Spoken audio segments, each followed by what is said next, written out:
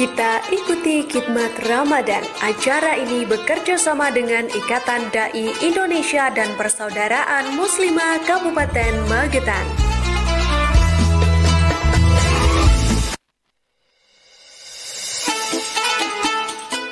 Assalamualaikum warahmatullahi wabarakatuh. Rasi Radio Inspiratif dan Informatif. Saudara Rasi, selamat sore. Fatur hadir kembali tentunya di program spesial Ramadan, yaitu Khidmat Ramadan. Tentunya di hari ini, tepat di hari ke-6 puasa ya. Kali ini kita nanti akan membahas tentang optimalisasi kesehatan gigi di bulan Ramadan, saudara Rasi. Dan tentunya Fatur tidak sendiri, sudah hadir di studio Rasi FM Magetan ada Dr. Gigi Eli Irma Herlina. Assalamualaikum dokter, selamat sore. Waalaikumsalam warahmatullahi wabarakatuh. Selamat sore juga. Gimana dokter kabarnya untuk sore hari ini? Alhamdulillah. Luar biasa sehat ya. Insya Allah puasa dokter ya untuk hari ini. Insya Allah. Alhamdulillah. Nah dokter, kurang lebih selama 1 jam ke depan nantinya kita akan membahas tentang tema yang sebenarnya sangat amat penting kita bahas juga, tentang optimalisasi kesehatan gigi di bulan Ramadan. Dan tentunya saudara Rasi nantinya bisa untuk ikut konsultasi dan juga bertanya tentang tema hari ini. Untuk menghubungi Fatur di nomor WhatsApp-nya Rasi di 081130200906. Nah dokter, mungkin bisa dimulai untuk sore hari ini tentang tema yang akan kita bahas, optimalisasi kesehatan gigi di bulan suci Ramadan. Monggo dokter. Bismillahirrahmanirrahim. Assalamualaikum warahmatullahi wabarakatuh. Waalaikumsalam warahmatullahi wabarakatuh. Perlu kenalan nggak? Boleh dong. Baik, tak kenal maka ta'aruf gitu. Betul. Ya. Aduh. Perkenalkan, nama saya Bu Eli Irma Herlina. Saya dokter gigi di Puskesmas Sukomoro, Mas. Oh, di pinggir jalan situ. Iya, tahu.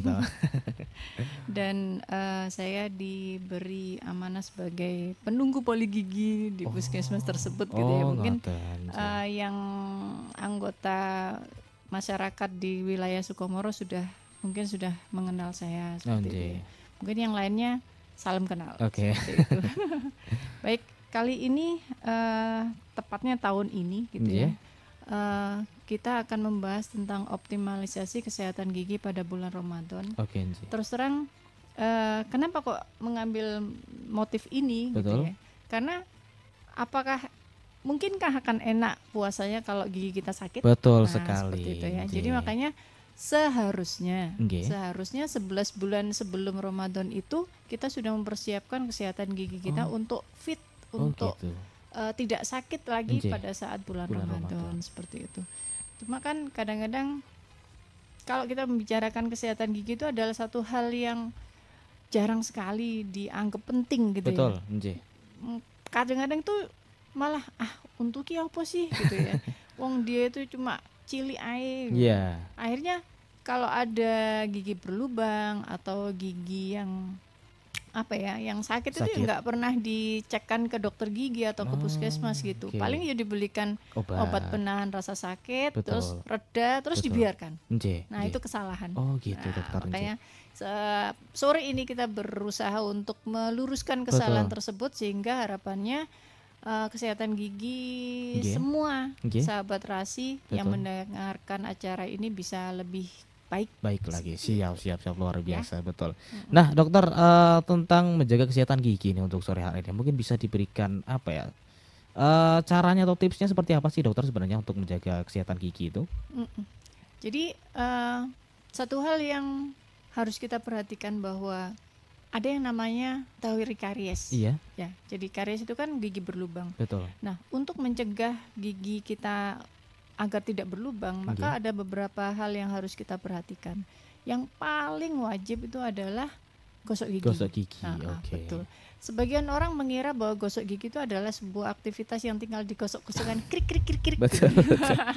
Kemudian berharap giginya utuh gitu ya. Nah, itu menjadi pertanyaan besar.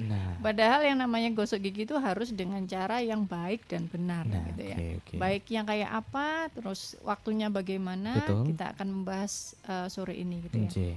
Prinsip dari gosok gigi bahwa cara yang paling optimal itu adalah dari mengarahkan bulu sikat gigi dari arah gusi ke gigi. Oh gitu. Jadi kalau arah atas arahnya ke atas berarti ya.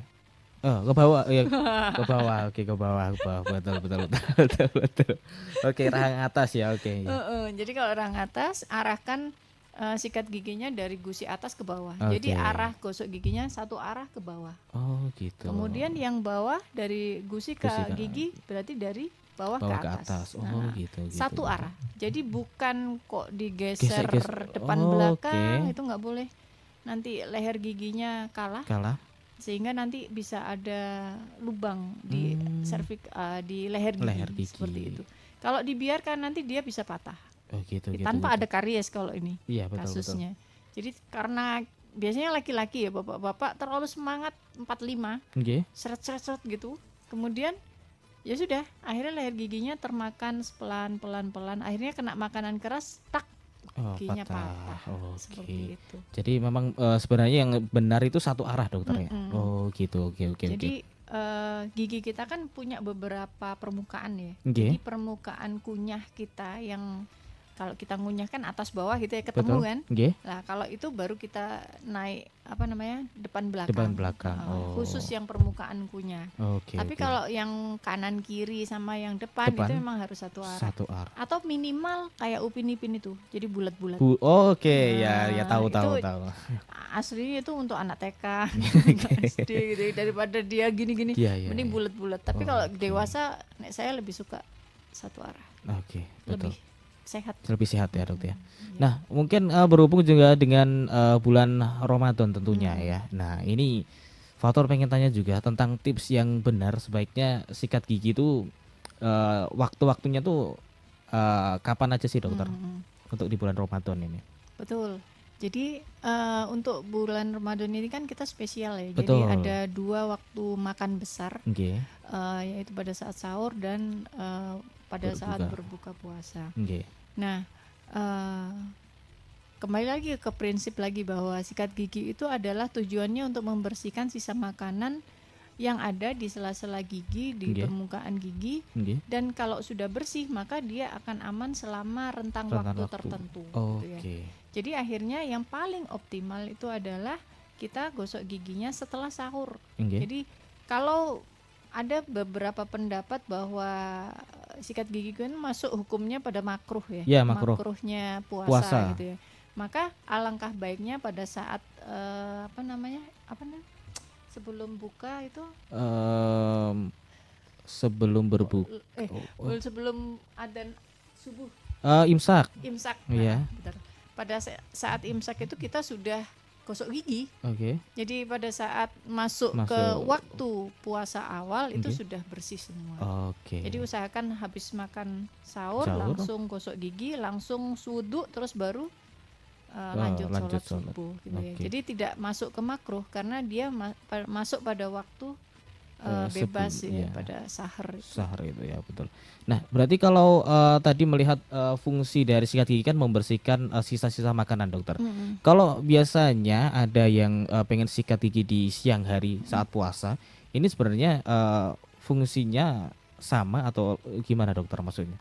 Sama, cuma kadang-kadang kan karena memang ingin menghilangkan bau mulut. Betul. Gitu ya, masalahnya. Cuma memang dalam ajaran Islam itu kan bau mulutnya orang berpuasa itu kan seperti minyak kasturi gitu ya. Minyak kasturi itu kan paling harum di antara semua parfum gitu.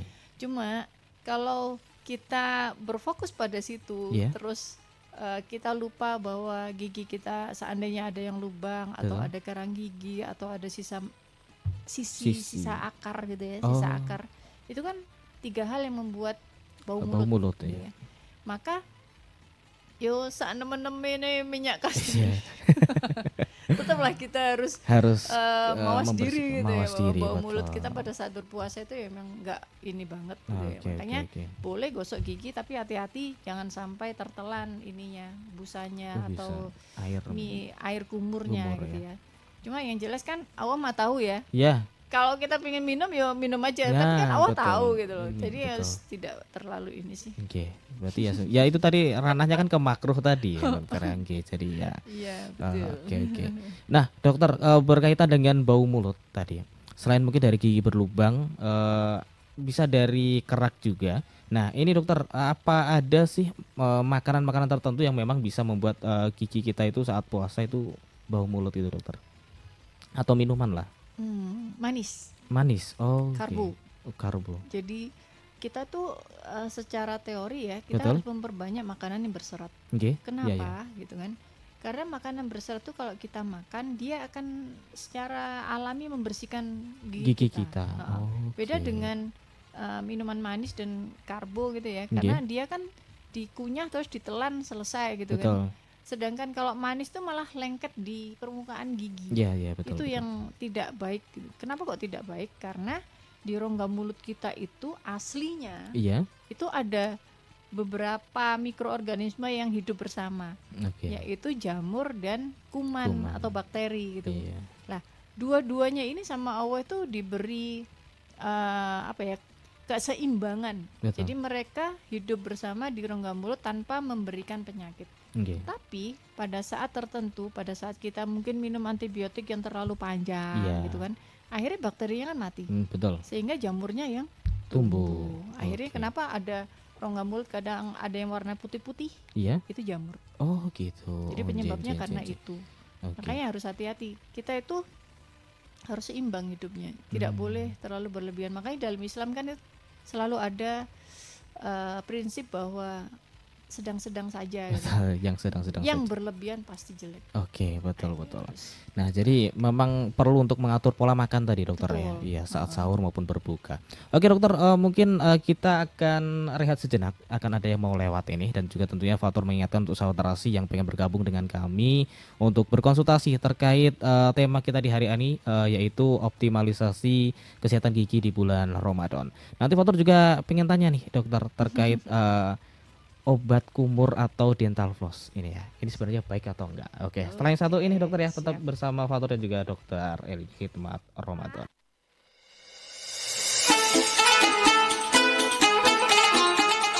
Rahasia Radio Inspiratif dan Informatif saudara sih masih kembali lagi dengan Fatur dan juga ada Dokter Eli di sore hari ini tentunya di Hikmat Ramadan ya. Kita akan melanjutkan pembahasan kita dokter tentang optimalisasi kesehatan gigi di bulan Ramadan. Monggo dokter.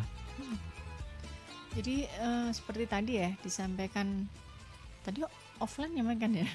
Kalau tentang kumur tadi. Betul. Ya. Jadi obat kumur kalau kita membahas obat kumur itu boleh dipakai. Betul. Pada saat dibutuhkan. Jadi pada saat kita tidak membutuhkan obat kumur, tidak ada masalah, ya mending nggak usah pakai. Gitu gitu. Yang malah lebih penting itu adalah dental floss gitu ya, atau benang gigi. Nah ini, terus terang di Poli Gigi Puskesmas Sukumoro itu selalu tak kasih penyuluhan tentang saran membeli dental floss atau benang gigi. Gitu ya. Kenapa? Karena sikat gigi itu hanya menjangkau pada permukaan gigi yang nampak. Jadi kalau kita lihat gigi kita itu punya berapa sisi? Nggak ngitung saya. Sisi depan, atas, dalam, belakang. Gitu ada belakang. Ya kan? Depan, atas, belakang. Samping kanan kirinya. Itu kan tidak bisa terjangkau oleh sikat gigi. Bulu sikat kita nggak bisa masuk ke antara dua gigi. Betul. Maka di situ kita membutuhkan yang namanya benang gigi. Jadi banyak pasien yang bilang, kok bau mulut saya masih ada ya dok? Kok sudah sikat gigi dengan baik dan benar, kenapa kok masih berbau mulut? Gitu. Kalau tidak ada sisa akar, tidak ada gigi lubang, tidak ada karang gigi, maka selalu tak sarankan untuk membeli dental floss. Karena memang kalau kita memakai benang gigi untuk membersihkan ruangan di antara dua gigi, itu baunya wow sekali. Gitu. Setelah dental floss atau setelah memakai benang gigi, maka kalau kita bernafas itu rasanya kayak ada jendelanya, isis. Itu yang benar malah. Jadi kalau kita menghembuskan nafas ke depan kok mampet, itu berarti ada kotoran di antara dua gigi. Gitu. Kalau dibiarkan bisa bolong. Makanya rodok dianjurkan sih pakai dental floss gitu ya. Itu biasanya pemakaiannya berapa lama tuh? Maksudnya seminggu sekali atau? Boleh. Kalau setiap hari jangan ya. Yo monggo sih, cuma kadang-kadang orang-orang tuh makainya salah gitu. Ya. Jadi yang namanya benang gigi itu tidak boleh langsung ditekan di antara dua gigi gitu ya. Tapi harus digeser sampai turun ke bawah luas. Kan di antara dua gigi gini ya, gigi ini kan ada ruangan kecil ruangannya. Betul. Nah itu kalau sudah ke sini baru dinaikkan lagi, didempetkan ke bagian gigi depannya, dinaikkan. Kemudian dibersihkan, dimasukkan lagi, yang sini yang dibersihkan. Berarti jadi 1 kali dinding 2 kali pembersihan. Karena kan dempetan ya, 2 itu ya. Jadi tidak boleh langsung disert. Kalau yang sering masyarakat itu menekan, jadi akhirnya di antara gusi, di antara gigi itu pada merah semua. Itu ciri khasnya pemakaian dental floss yang salah. Pernah itu datang ke poli seperti itu. Jadi harus pelan-pelan. Itu efeknya terus apa dokter? Kalau salah? Iya kalau salah.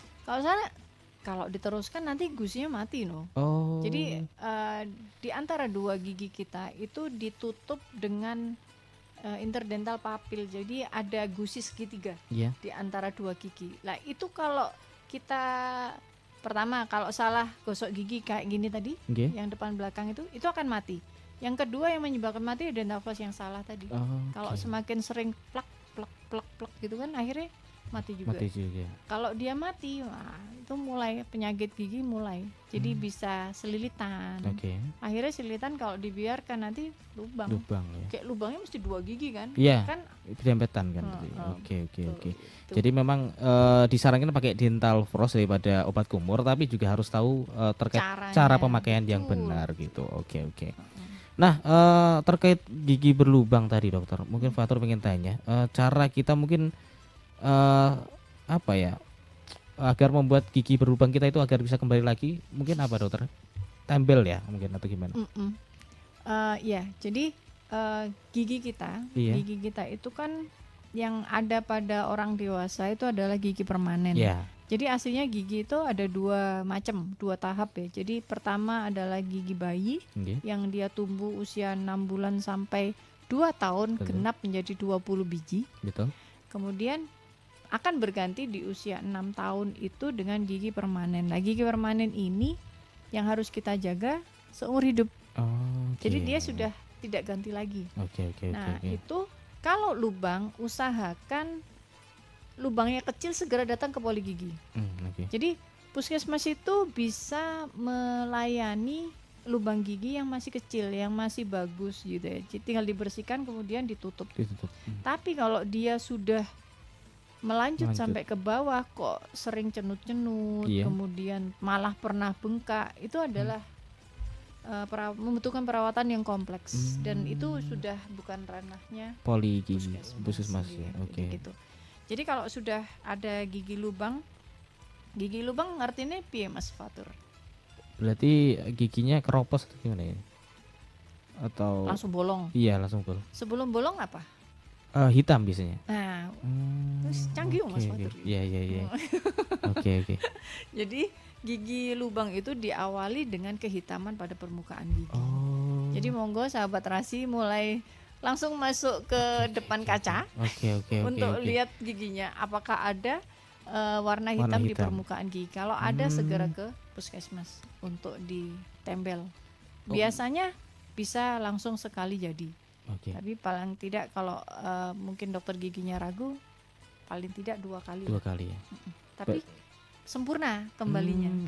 Tapi kalau sudah ada sumurnya, nah itu kompleks itu. Apalagi kalau sudah dindingnya patah. Susah.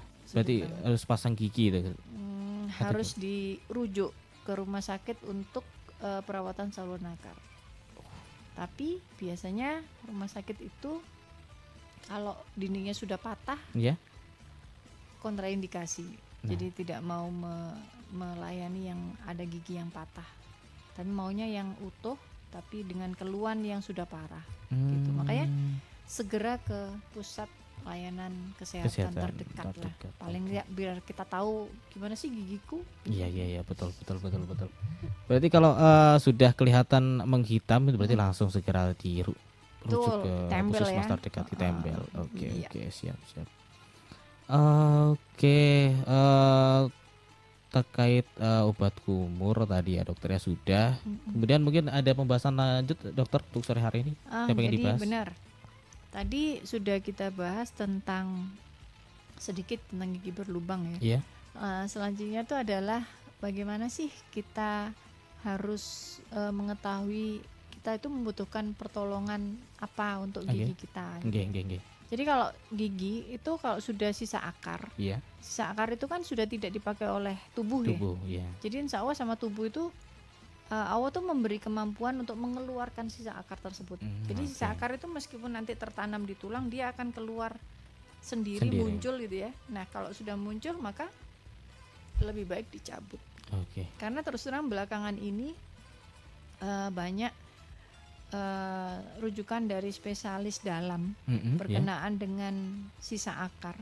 Jadi untuk pasien yang punya penyakit jantung atau penyakit penyakit dalam yang perlu keadaan gigi yang sehat, maka yang jelek-jelek itu harus diambil. Karena terus terang dia menyimpan kuman. Dan gigi kita itu spesial gitu ya. Karena di dalam gigi itu seperti kayak ada ruangan, atau bayangkan bambu itu. Nah, bambu itu kan ada ruangan di dalam. Lah, gigi kita, ruangan bambu itu isinya adalah pembuluh darah, saraf sama pembuluh limfe.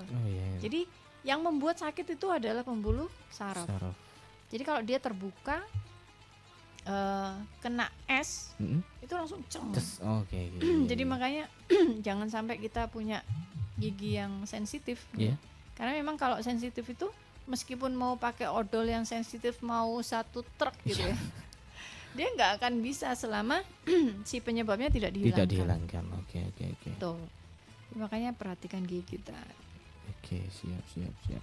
Nah, dokter mungkin kalau untuk selama puasa ini dokter, apakah bagi mereka lah yang memiliki gusi sensitif atau masalah pada gigi, apakah ada tip khusus lah yang bisa dilakukan selama Ramadan agar kondisi gigi itu tetap terjaga tadi itu?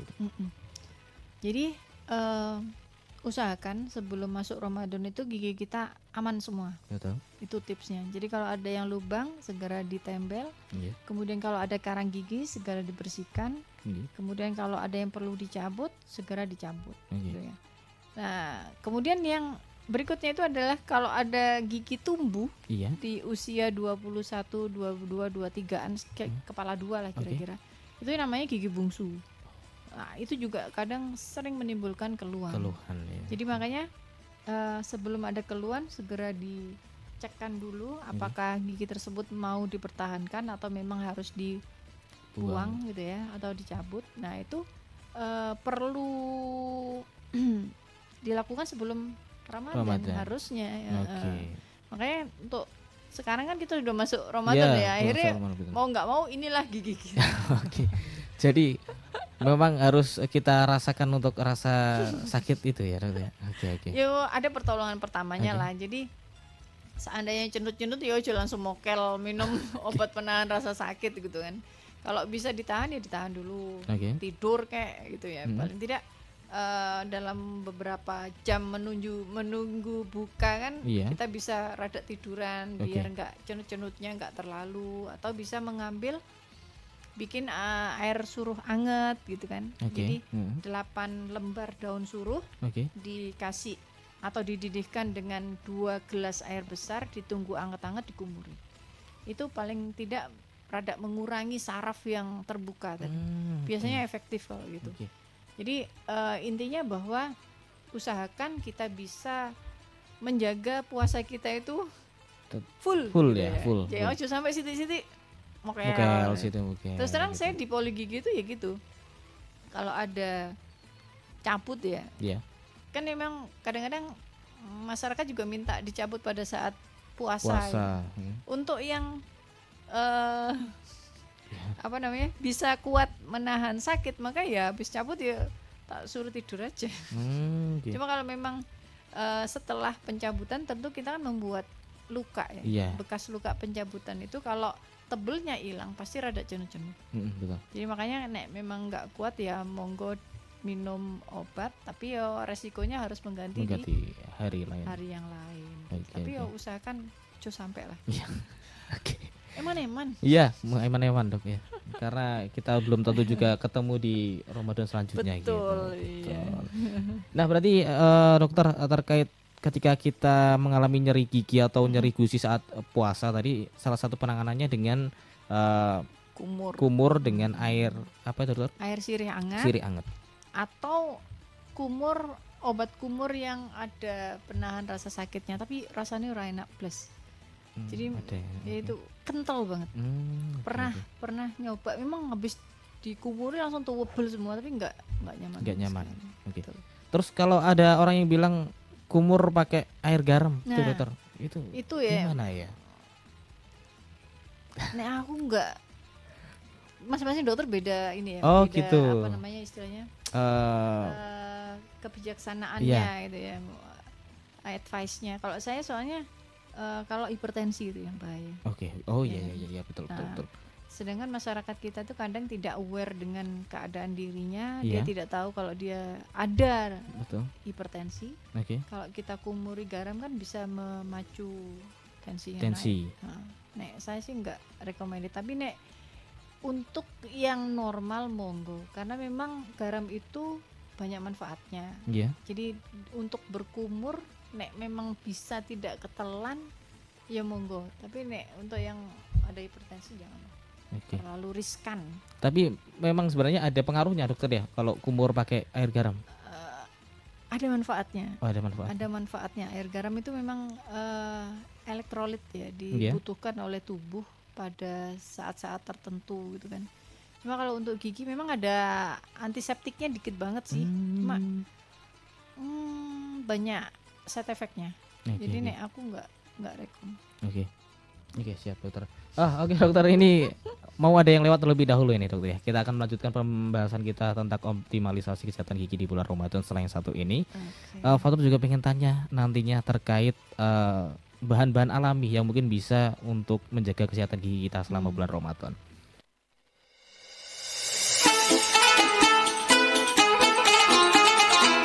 Oke, Rasi Radio Inspiratif dan Informatif tentunya masih bersama dengan Fatur dan juga Dokter Irma atau Dokter Eli ya enaknya.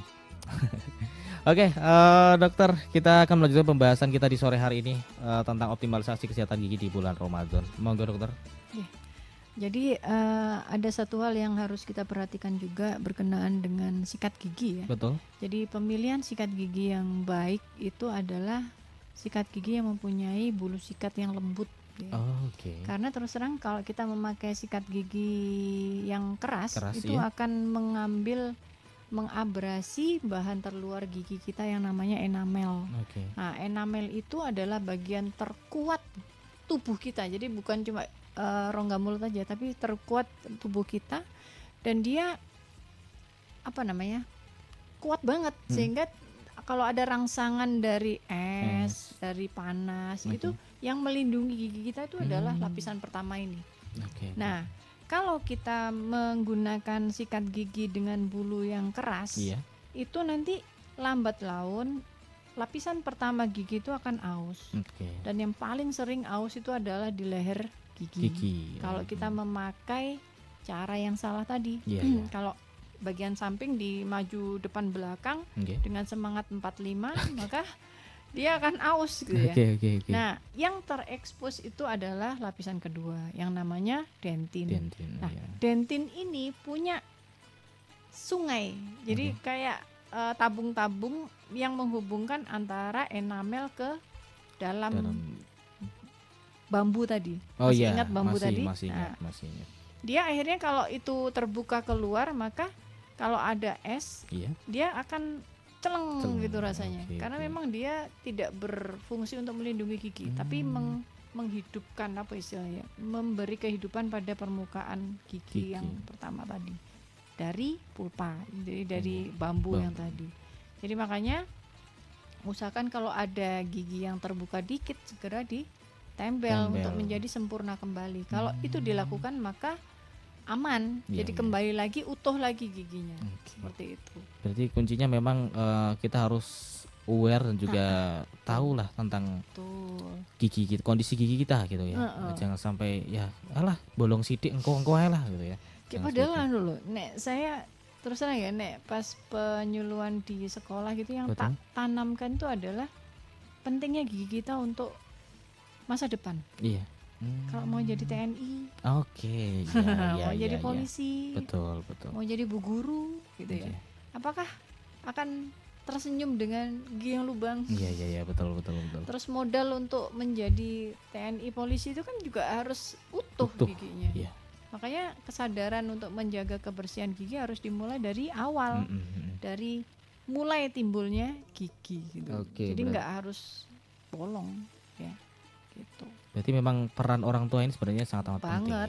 Iya. Jadi mulai dari usia 6 bulan bayi. Tapi kalau bayi itu mulai tumbuh gigi umur 6 bulan itu tadi atau? Kira-kira 6 bulan. Kadang mundur, jarang maju. Nah, itu nanti prinsipnya bahwa itu tadi teori karies itu tidak ada sisa makanan di dalam permukaan gigi. Iya. Jadi termasuk susu. ASI itu juga termasuk sisa makanan. Jadi jangan punya anggapan ASI alami, aman, kok usah disikati. Jadilah rampan karies. Oke. Kasihan ntar anaknya, maem nangis. Sakit. Gitu, betul. Jadi kalau membahas sedikit tentang gigi anak ya, yang bertanggung jawab menyikat gigi anak itu orang tuanya. Iya.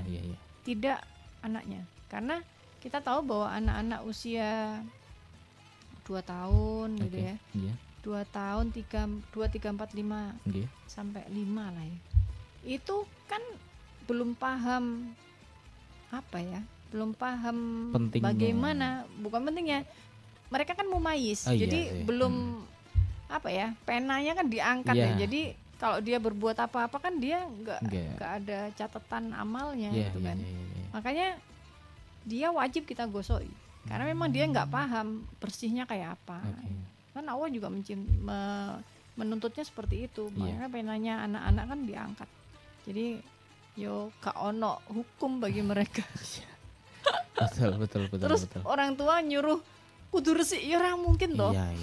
Kalau kita nggak ngajarin ke mereka gitu, kasih jadi contoh. paling tidak biarkan mereka gosok gigi sesuka mereka. Tapi pada saat sebelum tidur kita yang gosok gigi. Jadi ada satu waktu keadaan kita yang turun. Ojo dilepas pas dibolong. Jadi nggak usah menunggu lama. Iya. Oke. Gitu. Oke, ini luar biasa ya. Jadi ya itu sedikit tips untuk menjaga kesehatan gigi untuk anak ya. Oke, dokter, ini ada yang bertanya ya terkait semisal gusi berdarah. Ini sebenarnya akibatnya dari apa, dokter gitu loh? Maksudnya kenapa kok bisa gusi berdarah? Betul. Jadi ada beberapa penyebab. Yang pertama adalah gusi bengkak. Gusi bengkak itu bermula dari lubang gigi yang tidak dirawat. Jadi akhirnya gigi tersebut menjadi gigi mati. Gigi mati itu kalau kita capek, kalau kita punya pikiran yang keras gitu ya, dia pasti berefek. Dan efeknya itu bengkak.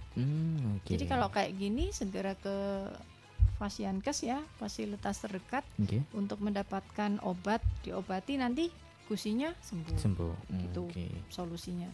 Terus yang kedua itu karena ada yang namanya karang gigi.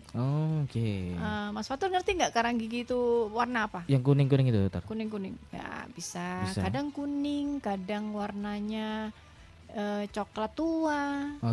Ada yang hitam. Kalau hitam tuh stain biasanya. Tapi pewarnaan karena rokok. Makanya jangan merokok. Aman, saya nggak merokok. Alhamdulillah. Aman saya. aman. Jadi kotoran yang namanya karang gigi itu terletak di antara gusi dan gigi. Gusi itu lembut. Permukaan karang gigi itu kasar. Jadi wajar kalau kita makan dia bergesek-gesek akhirnya berdarah. Makanya segera dibersihkan. Jadi itu sih. Ada lagi sih, tapi yang jarang itu adalah pada saat gigi tumbuh, gusi itu ada di atasnya gigi. Jadi kayak melambai-lambai gini. Iya. Kalau ada sisa makanan masuk ke sini, dia nggak bisa keluar, akhirnya dia jadi bengkak. Itu juga membuat sering berdarah juga. Oke. Itu. Jadi kalau berarti gusi berdarah ini selain dari plak tadi dokter ya, plak berarti infeksi. Oke. Kalau penanganan pertama dokter terkait gusi berdarah ini yang simple gitu. Kumur air suruh nggak apa-apa. Oke. Kumur air suruh nggak apa-apa. Terus tapi ya tetap butuh obat kalau infeksi ya. Kalau infeksi jangan ditunda-tunda. Karena kita kembali lagi bahwa pembuluh darah di tubuh kita itu semua berhubungan ke jantung. Iya. Jadi kalau ada infeksi di gigi, meskipun gigi kita kecil, tapi kalau ada infeksi dia bisa jalan-jalan masuk pembuluh darah. Jalan-jalan kemana-mana dia suka. Oke. Makanya pokoknya nek ada yang aneh-aneh langsung. Siap. Oke. Nah, dokter, nampaknya perjumpaan kita di Khidmat Ramadan sore hari ini sudah hampir selesai nih. Makanya mungkin dari dokter minta untuk memberikan kesimpulan dari pembahasan kita di sore hari ini, dokter. Monggo. Baik, jadi agar kita bisa optimal menjalankan ibadah di bulan suci kita, jadi pastikan bahwa kita tetap menjaga kebersihan gigi kita selama puasa dan juga selama tidur gitu ya. Jadi makanya perhatikan gosok giginya, waktunya adalah sebelum subuh. Sebelum adzan subuh. Kemudian yang kedua adalah ya sebelum tidur. Jadi kalau habis buka jangan gosok gigi dulu, tapi kan biasanya masih maem lagi, ntar habis tarawih itu kan. Betul. Nah, makanya yang wajib itu adalah sebelum tidurnya. Jadi pada saat kita tidur kita dalam posisi yang bagus, bersih, aman gitu ya. Kemudian yang kedua makanan, kurangi manis. Kemudian perbanyak serat karena itu yang dibutuhkan oleh tubuh kita, termasuk buah dan sayur. Gitu ya. Siap. Sabar dokter. Sampun, siap. Terima kasih. Saudara ya. Nampaknya perjumpaan kita tentunya di Khidmat Ramadan di sore hari ini harus selesai terlebih dahulu ya. Tentunya masih bertemu lagi dengan Fatur di esok hari di lanjutan Khidmat Ramadan, program spesial di Radio Rahasia Pamekasan. Di sore hari ini saudara Fatur dan juga Dokter Eri izin pamit undur diri terlebih dahulu. Terima kasih. Wassalamualaikum warahmatullahi wabarakatuh. Baru saja Anda ikuti Khidmat Ramadan. Acara ini bekerja sama dengan Ikatan Dai Indonesia dan Persaudaraan Muslimah Kabupaten Magetan.